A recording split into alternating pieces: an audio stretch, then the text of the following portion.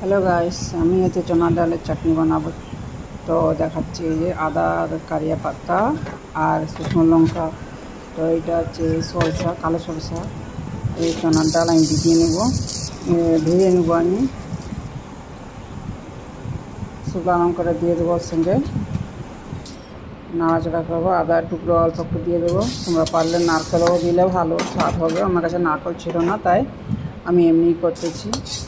ঘটনাটা আছে আমার ভাজা হয়ে গেছে, হালকা হালকা ব্রাউন কালার আসলে তখন হয়ে যাবে। তো এটা আমি পিসার জন্য রেডি করে দিচ্ছি। জল আছে, শুকনো লঙ্কা ভাজা আছে, ওগুলো করে দিই। আমার হয়ে গেছে এটা পিসা, আমি এখন ঢেলে নিই। তো দেখতে পাচ্ছ গাইস, আমার এই চাটনিটা রেডি হয়ে গেছে। আমি তার জন্য কড়াটা বস করেছি, শুকনো লঙ্কা দিব, তারপরে কালো সরষে দেবো,